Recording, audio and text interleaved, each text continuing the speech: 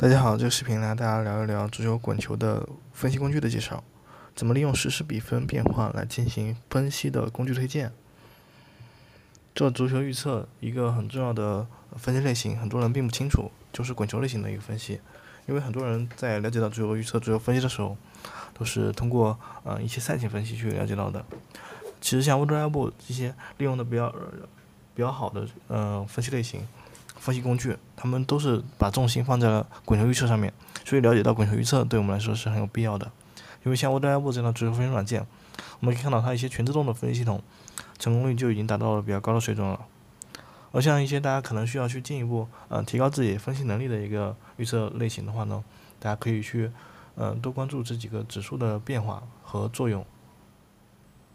像这里利用实时比分和实时的一个指数波动去预测比赛的一个情况，在长期的一个数据统计里面以来，它的稳定性是做的比较好的。而像左上角这些